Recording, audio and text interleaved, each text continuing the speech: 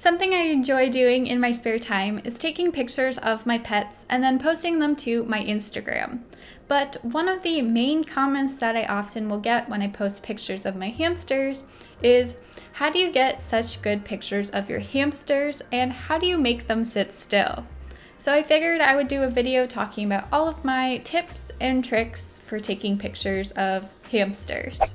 First things first, I do use DSLR cameras. This one here is the Canon 70D, as well as I use the Sony GH5. Now you don't necessarily need to buy a DSLR to take pictures of your hamster, but I am going to say it is going to make it tremendously easier to get the nice pictures you want to get. Now, along with my DSLR, I also have purchased additional lenses to use because while the base lens you get with a DSLR camera will suffice, it doesn't necessarily do everything that I want it to do. So the first lens that I have is the Sigma 18 to 35 millimeter lens, and this is a very expensive and heavy lens. This one is going to get really awesome quality photos, but it is expensive and it tends to make my wrist sore when I am taking pictures because it is a hefty weight. The next lens that I sometimes will use is probably one of the cheapest that you can get, and that is the Canon 50 millimeter lens. This you can get for around $150 or less, and in the lens world, yes, that is a cheap lens. So this lens is very small and petite, and this lens is essentially for making the background super blurry. It has a low aperture, which then allows us to create that super blurry background, but the focal image is very crisp. Now, when I'm taking pictures of my hamsters, I like to shoot in manual mode. There are a bunch of other modes you can shoot in, but I personally like manual because it is customizable to whatever you are going to be taking a picture of. So I can customize the ISO, the aperture, and the shutter speed, all things that are pretty important when I'm going to take a picture of a hamster. The two most important things to me is the aperture and the shutter speed. I personally just like a really low aperture because then once again it gives that really blurry background with a crisp focal point. I just think it looks really good. And the other thing is shutter speed. If you ever wonder how I get such funny photos and they somehow are in focus of my hamsters, whether it be their tongue out or something else, that is because I'm shooting with a very fast shutter speed. This is one of the most important things I find because hamsters are really fast animals. If you were taking a picture of a still object, it wouldn't be as big of a deal and you can shoot at a lower shutter speed, but something like an animal or even a person running, and if you want them to be completely in focus so it looks like they froze in time, you're going to want a higher shutter speed. When I am taking a picture of a hamster, the shutter speed I obviously want the highest I possibly can do, but the higher the shutter speed, the more light you are going to have to bring. So if you just have some regular household lights and a high shutter speed, you are going to get a photo that probably comes out black. Now the next piece of equipment that I use is a ring light, and this is probably one of the most important things. If I had to say one thing to purchase, it definitely would be a ring light. As you may know, hamsters are nocturnal/crepuscular animals, so they tend to not be awake during the day when we have all of this natural, beautiful daylight. They typically are awake when we are in pitch black and we don't have much light. So when using a ring light, that allows me to have beautiful light that kind of almost even mimics daylight sometimes. In the past, when I've been filming my hamsters at night and I use my ring light, I've gotten comments asking how my hamsters are awake during the day. When they're not, I'm just using a ring light.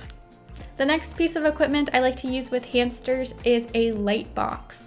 Now, a light box typically is to help illuminate an object that you're taking a picture of. It's usually white, so it makes taking, for example, product photos really easy. But I like using light boxes because it kind of contains the hamster in a smaller area. If you were to say take pictures of your hamster in an entire room, it's going to be more difficult because there's more space for them to run off to, and they can go really far from you. With a light box, there's only an opening at the front, so the hamster can only come out one way, and it is smaller, so I am able to take pictures without them being halfway across the room. Now, when it comes to how do I make my hamster sit still, or how do you get them to do what you want them to do, the short answer is that I don't. Hamsters are animals. They do have a mind of their own. They're going to do whatever they want to. So you kind of have to think outside of the box. So some of the things that I tend to use is treats that are bigger than the hamster so that they can't necessarily pouch it. So say a slice of cucumber, that way the hamster can just hold it and eat it, and you can snap a couple of pictures and then you can take it away after so they don't eat an entire cucumber.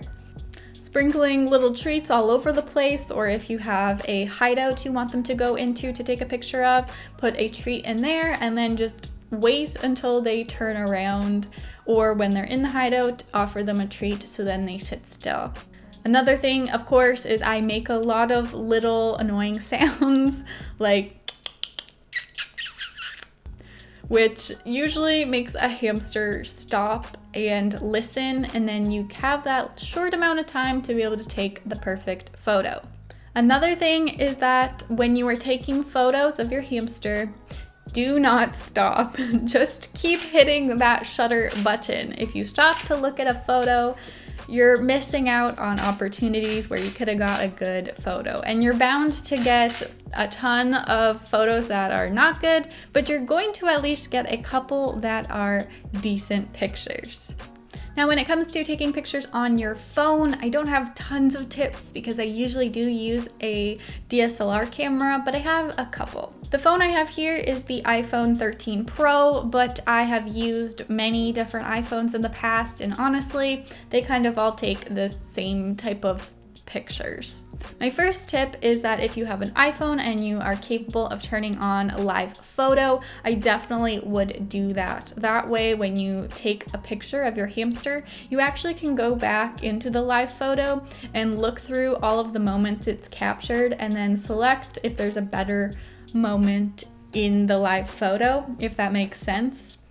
Another thing is similar to live photos, but instead of actually using your phone's camera to take a picture, take videos instead. By taking a video instead of a picture, you're going to get several moments where you are able to actually just skim through and then screenshot that paused section in the video instead of taking individual pictures where you can actually miss a moment. And the last tip I have for using a phone is that when you are going to take a picture of your hamster, typically they are not going to be eye level with you when you are taking the picture like this. Say they're on the floor and you're going to go take a picture of them. Usually the camera is going to be kind of slightly down on them, so you kind of have an angle, if that makes any sense. But a fun tip is to actually flip your phone so the camera is at the bottom, and you can then bring the camera right up to them so it is eye level with the camera, and you can get a way better picture. And then all you really have to do is just go into settings and flip the photo, but actually I found that the iPhone already flips it for you. Those are all of my photo tips and tricks. I hope this can help maybe somebody who is struggling to take pictures of their hamster. And if you use any of these tips, let me know and tag me on Instagram so I can see them, because I love seeing cute pictures of hamsters. So yeah, guys, I will see you in my next video. Bye!